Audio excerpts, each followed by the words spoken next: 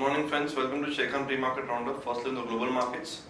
Yesterday when we closed, most of the European markets are trading in green by around 0.25% across the board.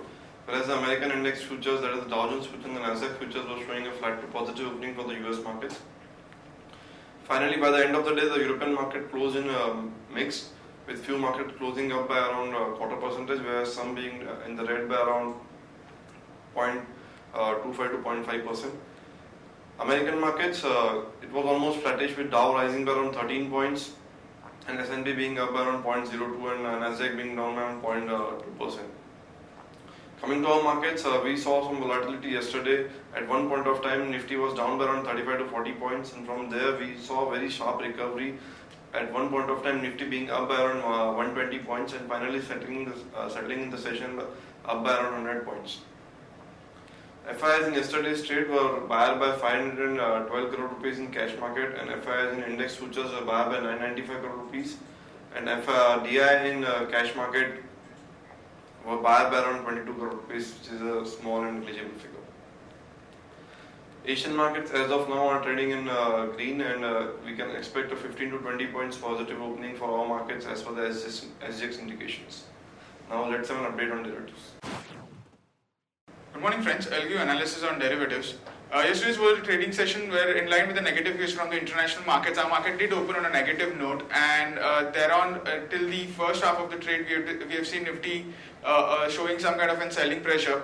However, soon after that and post lunch and second half of the trading session, we have seen Nifty took resilience at around lower levels, that is around 7,800 on 7820, where we have seen Nifty taking support around that level, and after that we have seen a smart recovery and a sharp pullback, due to which Nifty didn't manage to overcome all of its morning losses, but also managed to post a significant gain of more than 100 odd points, eventually closing at 1.5% higher, above 7,900 at 7979.15.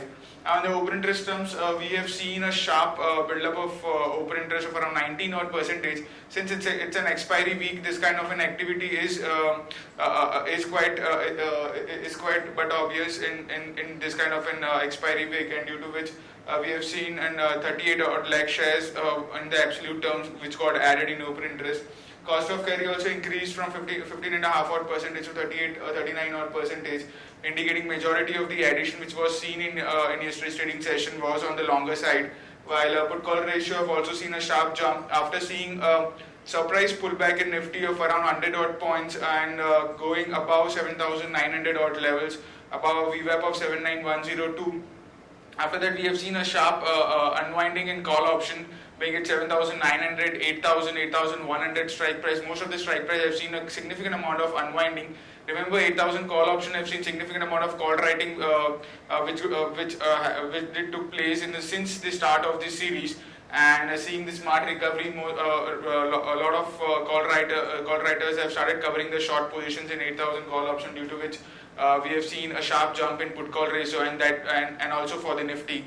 We have seen around 10 basis point jump from 1.03 to 1.13, while volatility index was more or less same as 16.58 levels. On the options activity, as suggested, being it at the money and out of the money strike price, 7,900, 8,000, 8,100 call option, most have seen a significant amount of unwinding in the range of 13 to 33 odd percentage respectively.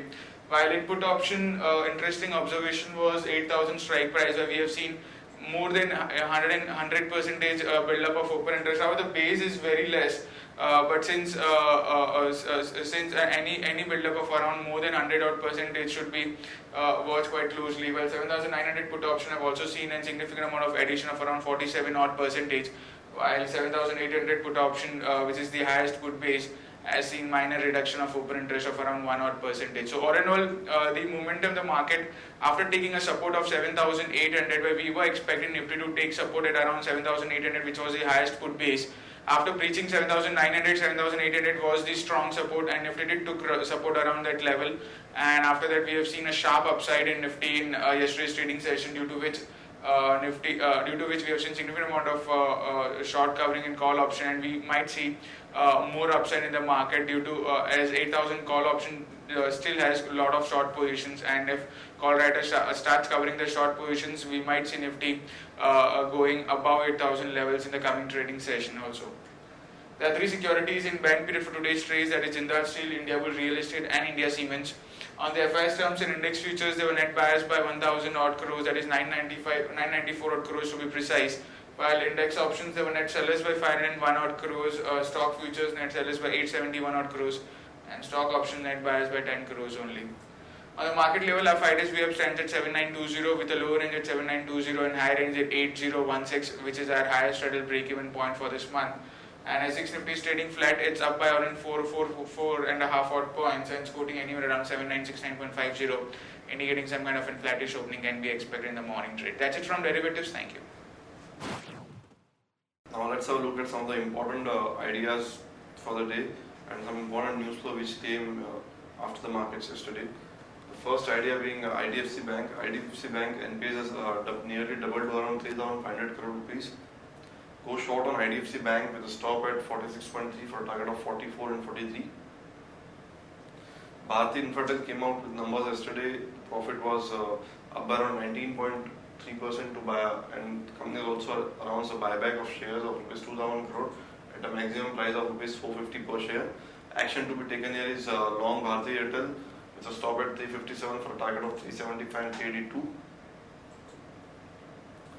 Rally's quarter 4 earnings came yesterday. The numbers were up by around 53% at 32.25 crore rupees versus 21 crore rupees previously.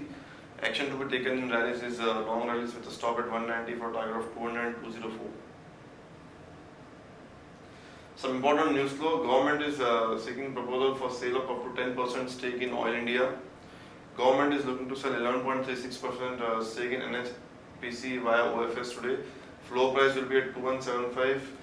Government is looking to raise around 2,800 crore rupees via this OFS.